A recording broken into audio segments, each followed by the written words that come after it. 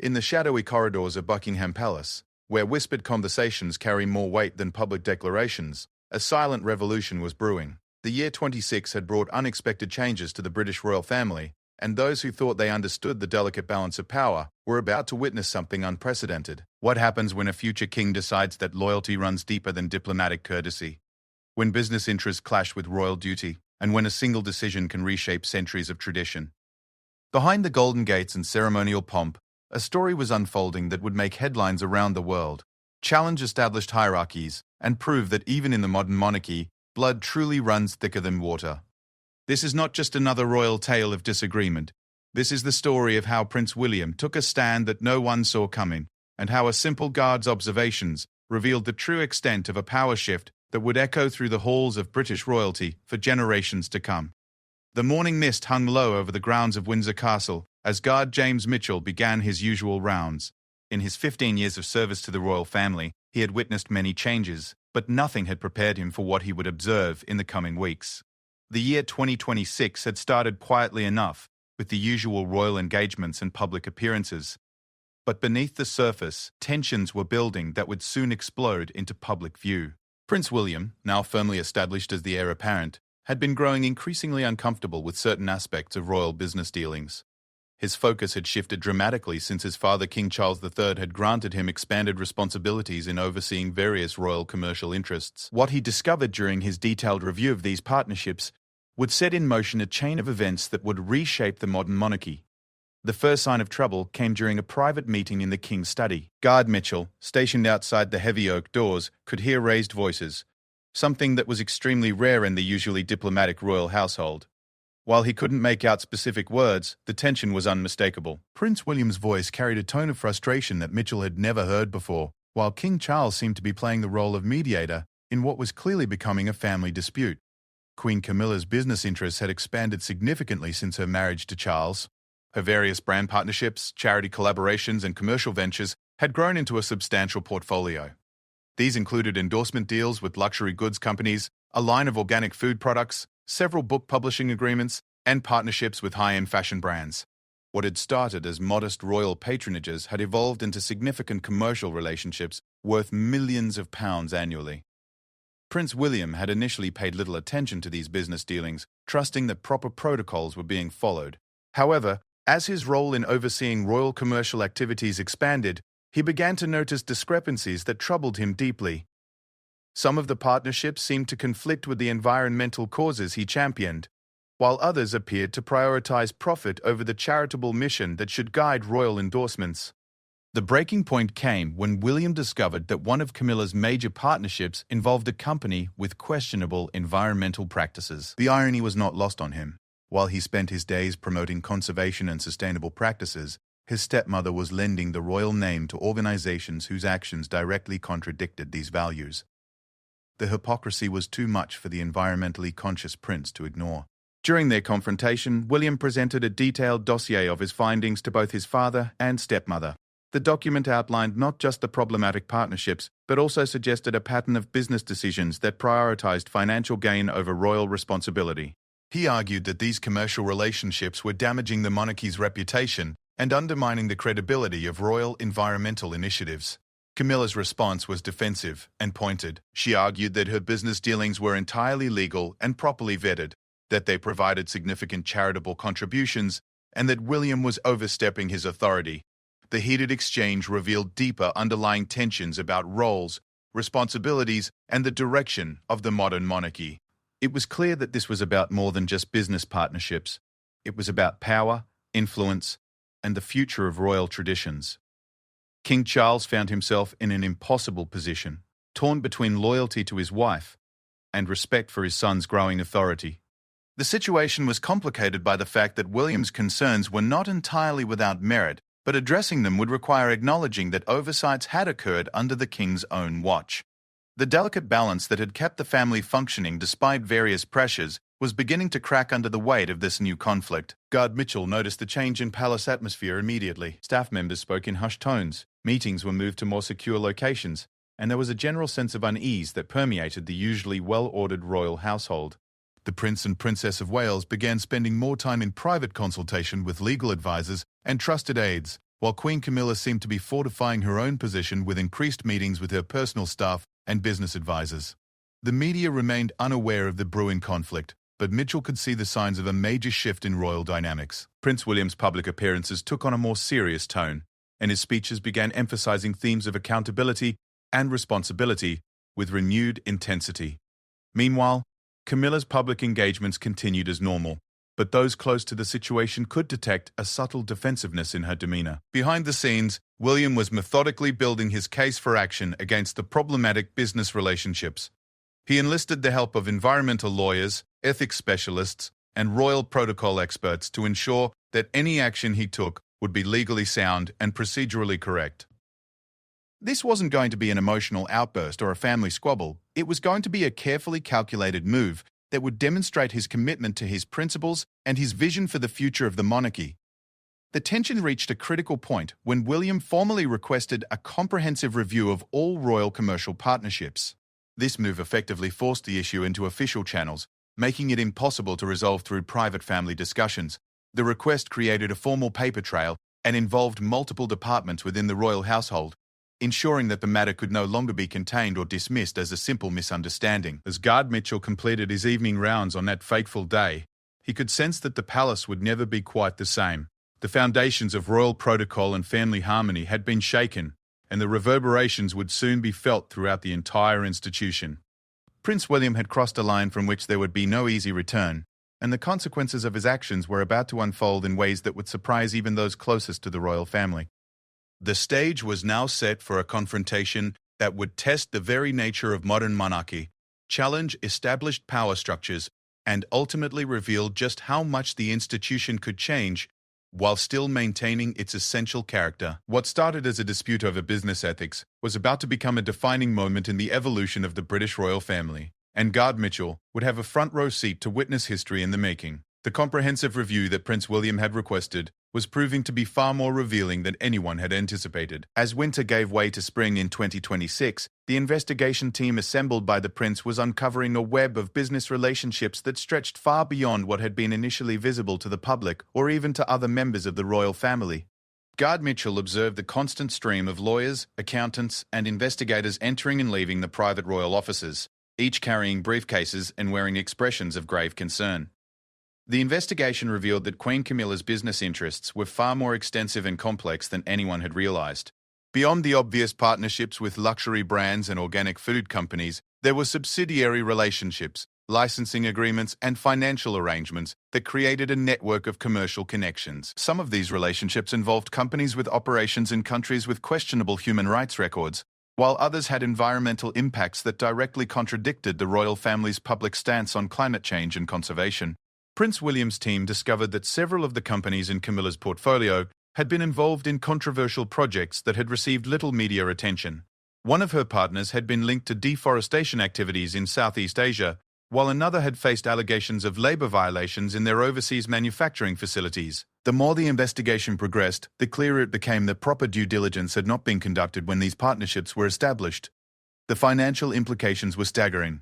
The investigation revealed that these business relationships had generated millions in revenue over the past several years, with a significant portion flowing through various channels to support Camilla's charitable initiatives and personal projects. While the money was being used for legitimate purposes, the source of the funding raised serious ethical questions about whether the ends could justify the means. Guard Mitchell witnessed several tense meetings between Prince William and his legal advisors as they discussed the implications of their findings. The prince was faced with a difficult decision. He could either expose the full extent of the problematic relationships, potentially causing significant embarrassment to the royal family, or he could seek a more discreet resolution that might not fully address the ethical concerns he had raised.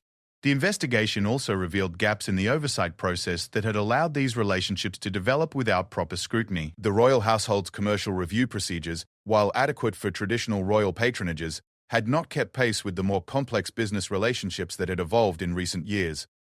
This systemic failure made it clear that the problem extended beyond individual decisions to institutional weaknesses that needed to be addressed. King Charles was briefed regularly on the investigation's progress, and Guard Mitchell could observe the visible strain the situation was placing on the monarch. The king was caught between his role as head of the institution and his personal relationships, and the weight of this conflict was becoming increasingly apparent. Private conversations between the King and Prince William became more frequent and more intense, as they grappled with how to move forward without causing irreparable damage to the monarchy's reputation. Queen Camilla's response to the expanding investigation was to hire her own team of advisors and legal experts.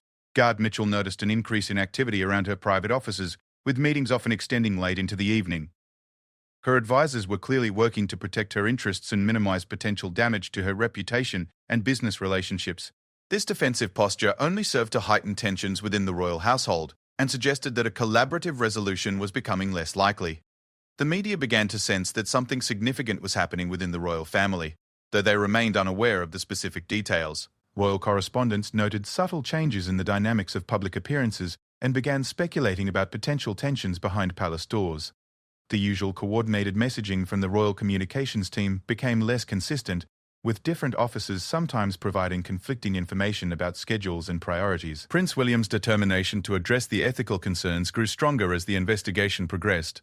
He began discussing potential actions with his closest advisors, exploring options that ranged from private negotiations to public accountability measures. The prince was particularly concerned about the long-term implications for the monarchy's credibility and the potential impact on his own future reign if these issues were not properly addressed. The investigation also uncovered evidence that some of the problematic business relationships had been established with inadequate consultation of the relevant royal family members. Decisions that should have involved broader discussion within the family and the royal household had been made unilaterally, creating a precedent that could undermine the collaborative approach that had traditionally governed royal commercial activities. As spring progressed, Guard Mitchell observed changes in the daily routines and security protocols around the palace. Meetings were moved to more secure locations, sensitive documents were handled with increased care, and there was a general tightening of access to information. The atmosphere of secrecy and tension was unprecedented in Mitchell's experience and indicated that the situation was approaching a critical juncture. The Prince and Princess of Wales began consulting with external experts on crisis management and institutional reform, signaling their intention to pursue comprehensive changes rather than superficial adjustments. These consultations suggested that William was preparing for significant action that would go beyond addressing the immediate concerns to implementing systemic reforms that would prevent similar problems in the future. The financial analysis conducted as part of the investigation revealed that unwinding some of the problematic relationships would be complex and potentially costly. However, Prince William's team was developing strategies for managed transitions that would minimize financial impact while ensuring that ethical standards were properly maintained. This careful planning demonstrated the seriousness of the prince's commitment to following through on his concerns. Queen Camilla's business advisors began reaching out to royal household officials in an apparent attempt to negotiate a resolution that would protect their clients' interests while addressing some of the concerns that had been raised. However, these overtures were met with cool responses from Prince William's team, who had made it clear that comprehensive action would be required rather than cosmetic changes. The investigation had also revealed positive aspects of some business relationships that demonstrated the potential for royal commercial activities to have genuinely beneficial impacts. These examples provided a template for how future partnerships could be structured to align with royal values while still generating the resources needed to support charitable activities and royal operations. As Guard Mitchell completed his patrols during this tense period, he could sense that the royal household was preparing for significant changes. The careful documentation and legal preparation suggested that Prince William was building toward a decisive action that would reshape the landscape of royal commercial activities and potentially alter the balance of power within the family itself. The investigation phase was drawing to a close, and the time for action was approaching rapidly. The decision came on a grey Tuesday morning in late spring 2026. Guard Mitchell was conducting his routine security checks when he noticed an unusual level of activity in Prince William's private office. Senior legal advisors, communications specialists, and trusted aides were arriving in rapid succession, each carrying documents and wearing expressions of determined focus. This was not a planning meeting, this was the execution of a carefully orchestrated plan that had been months in the making. Prince William had made his decision. He would take formal action to force the termination of Queen Camilla's most problematic business relationships. The legal mechanism he chose was both elegant and devastating in its implications. Using his authority as heir apparent and his role in overseeing royal commercial activities, he invoked rarely used protocols that allowed him to demand immediate review and potential termination of any royal partnerships that could damage the institution's reputation or conflict with its stated values. The formal notice was delivered simultaneously to Queen Camilla, King Charles, and the relevant business partners. The document, which Guard Mitchell observed being hand-delivered by royal messengers, was comprehensive and uncompromising. It detailed specific concerns about each problematic relationship, cited relevant policies and protocols that had been violated, and provided clear timelines for compliance with new ethical standards.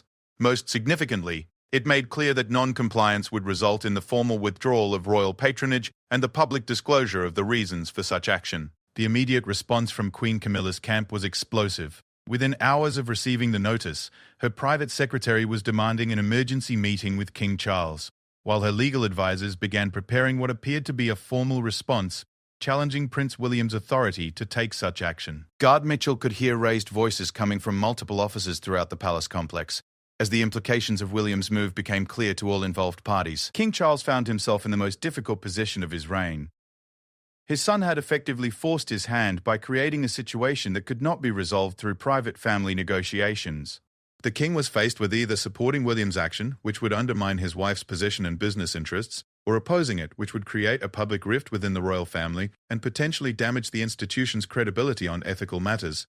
The business partners affected by Prince William's action responded with a mixture of surprise, anger, and desperate attempts at negotiation. Several companies immediately requested meetings with royal household officials, offering to modify their practices or make charitable contributions in exchange for maintaining their royal associations. However, William's team had anticipated these responses and maintained their position that comprehensive compliance with new ethical standards was the only acceptable resolution. The media began to sense that a major story was developing, though they remained largely unaware of the specific details. Royal correspondents noted the unusual activity around the palace and began making inquiries about potential changes in royal business relationships. The royal communications team found themselves in the challenging position of maintaining confidentiality while preparing for the possibility that the story would become public. Guard Mitchell observed the transformation in palace dynamics as the reality of Prince William's actions settled in. The heir apparent had effectively demonstrated that he was prepared to use his authority to enforce his vision of royal responsibility, even when it meant challenging established relationships and family members. This display of decisive leadership sent ripples throughout the royal household and beyond. The legal battle that ensued was conducted largely behind closed doors, but its intensity was evident to those observing the constant meetings, document exchanges, and strategic consultations. Queen Camilla's legal team argued that Prince William had exceeded his authority and that his action represented an unprecedented interference in legitimate business relationships. They contended that the partnerships in question had been properly vetted and approved through established channels, and that changing the rules retroactively was both unfair and potentially damaging to the monarchy's commercial credibility. Prince William's response was methodical and devastating. His legal team produced extensive documentation showing that proper procedures had not been followed in establishing several of the partnerships, that adequate due diligence had not been conducted, and that ongoing monitoring had been insufficient to identify emerging ethical concerns. They demonstrated that far from exceeding his authority, the prince was fulfilling his responsibility to protect the institution's integrity and reputation. The investigation had also revealed that some of the business relationships had generated conflicts of interest that had not been properly disclosed or managed. In several cases, companies that had partnerships with Queen Camilla were also seeking government contracts or regulatory approvals that could be influenced by their royal connections. This revelation added a new dimension to the ethical concerns and strengthened Prince William's position that immediate action was necessary. As the legal and political maneuvering intensified, the human cost of the conflict became increasingly apparent. King Charles was visibly strained by the situation, caught between loyalty to his wife and respect for his son's principles. Queen Camilla appeared defiant in public but was clearly affected by the challenge to her business interests and reputation. Prince William maintained his composure but showed signs of the stress involved in taking such a significant and controversial stand. The broader royal family began to take sides, though mostly in private. Some members supported Prince William's emphasis on ethical standards and institutional integrity, while others worried about the precedent of such direct confrontation between family members. The divisions were not always predictable, with support and opposition crossing generational and traditional alliance lines. Guard Mitchell noticed changes in security arrangements as the situation escalated. Additional protection was provided for all key family members, communications were more carefully monitored, and access to certain areas of the palace was restricted. The measures were precautionary, but they reflected the serious nature of the internal conflict and its potential implications. The first major victory for Prince William came when one of the companies involved in the dispute voluntarily terminated its partnership with Queen Camilla rather than face a public battle over ethical standards. This development demonstrated that the prince's action was having real consequences and encouraged other companies to reconsider their positions. The voluntary withdrawal also validated William's concerns and provided momentum for further action. Queen Camilla's advisors began exploring settlement options that would allow for a face-saving resolution while addressing at least some of Prince William's concerns. However, these overtures faced significant challenges because the prince had made it clear that he was seeking comprehensive reform rather than cosmetic changes. The gap between what Camilla was willing to accept and what William was demanding appeared to be substantial and potentially unbridgeable. The situation reached a critical juncture when Prince William announced his intention to make the dispute public if a satisfactory resolution was not reached within a specified timeframe. This ultimatum represented a significant escalation and demonstrated his willingness to risk public controversy in order to achieve his objectives. The threat of public disclosure added urgency to the negotiations and increased pressure on all parties to find a resolution. As Guard Mitchell observed the royal household during this intense period, he could see that the institution was being tested in unprecedented ways. The conflict had revealed both strengths and weaknesses in the monarchy's structure and procedures, and the outcome would likely influence how such challenges were handled in the future. Prince William had demonstrated a new model of royal leadership that prioritized ethical standards over family harmony, and the long-term implications of this approach were still unfolding. The resolution came not with a single dramatic moment, but through a series of carefully orchestrated moves that fundamentally altered the power dynamics within the British royal family. By early summer 2026, Guard Mitchell was witnessing the emergence of what royal historians would later call the Windsor Reformation, a comprehensive restructuring of royal commercial activities and internal authority that established Prince William as the de facto leader of institutional reform.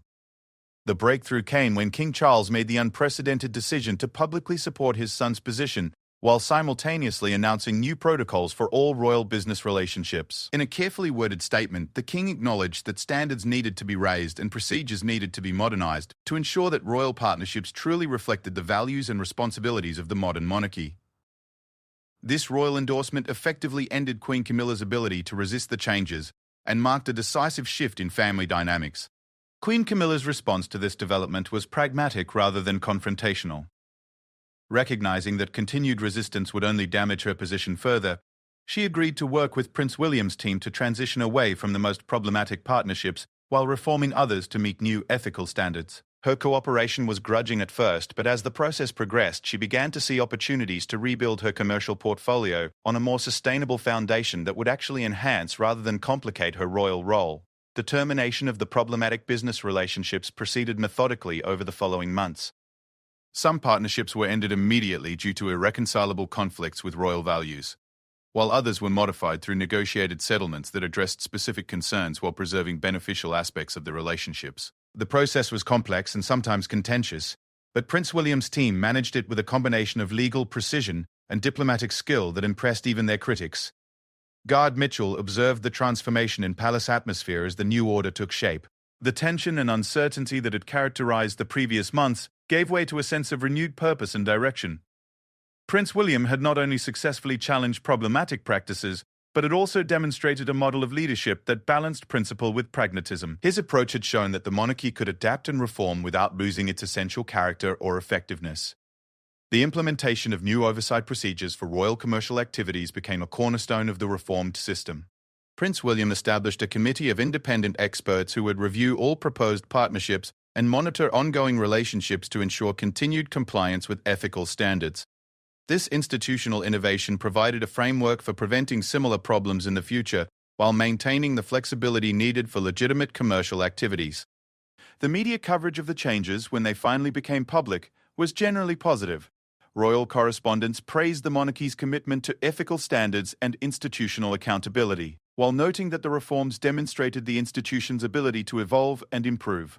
The coverage focused more on the positive outcomes than on the family tensions that had driven the changes, largely because the royal communications team successfully framed the story as institutional reform rather than personal conflict.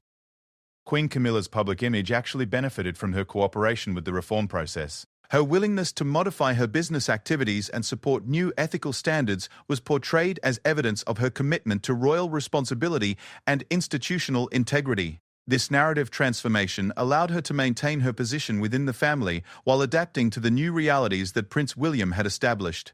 The broader implications of Prince William's actions extended well beyond the specific business relationships that had triggered the crisis.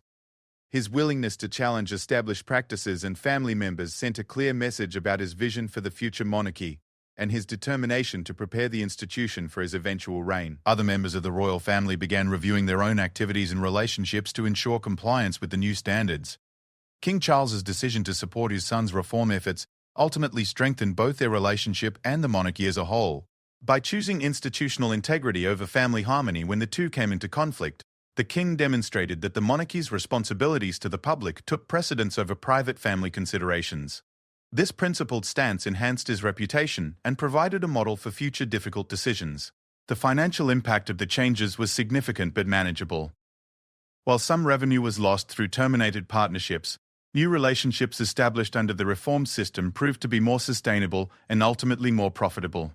The emphasis on ethical standards actually enhanced the value of royal endorsements and made them more attractive to companies that shared similar values. Guard Mitchell noticed that the new procedures and oversight mechanisms changed the daily rhythms of palace life. Regular review meetings, compliance reports, and ethical assessments became routine parts of royal operations. These changes required additional administrative resources, but created a more systematic and professional approach to managing the monarchy's commercial activities. Prince William's success in driving these reforms established him as a transformational leader within the royal family and positioned him strongly for his eventual accession to the throne. His ability to combine principled stands with practical solutions demonstrated the kind of leadership that would be needed to guide the monarchy through future challenges and changes. The relationship between Prince William and Queen Camilla evolved significantly throughout the process. What began as confrontation gradually developed into a working partnership based on mutual respect for their different roles and perspectives. Camilla's experience and connections proved valuable in implementing some of the reforms, while William's vision and determination provided the driving force for change. The precedent established by Prince William's actions had implications that extended beyond the immediate participants. Future decisions about royal commercial activities would be guided by the standards and procedures that emerged from this crisis, creating a lasting legacy that would influence the monarchy for generations to come. The reforms also demonstrated that the institution could change and improve without losing its essential character or public support. As 26 drew to a close, Guard Mitchell could observe the settled nature of the new arrangements. The royal household had adapted to the reformed procedures. Relationships between family members had stabilized at a new equilibrium, and the public had embraced the changes as evidence of the monarchy's continued relevance and integrity. The crisis that had once threatened to divide the family had ultimately strengthened it, and the institution it served. The transformation that began with Prince William's concerns about business ethics had evolved into a comprehensive modernization of royal operations. New titles, updated protocols, clearer lines of authority, and enhanced oversight mechanisms had created a more transparent and accountable system that better reflected contemporary expectations while preserving traditional values and procedures. Guard Mitchell's observations throughout this historic period provided a unique perspective on how institutional change actually occurs within the monarchy. He had witnessed the human cost of difficult decisions, the complexity of balancing competing interests, and the ultimate triumph of principled leadership over expedient compromise. The story of Prince William's actions against Queen Camilla's brands had become a case study in how the monarchy could reform itself while maintaining public confidence and family unity. The Guard's final observation as he completed his rounds that year was that the palace felt more purposeful and confident than it had in years. The uncertainty and tension that had marked the early stages of the crisis had been replaced by clarity of mission and renewed commitment to the institution's responsibilities. Prince William had not just won a battle over business ethics, he had demonstrated a new model of royal leadership that would define the monarchy's future direction and character.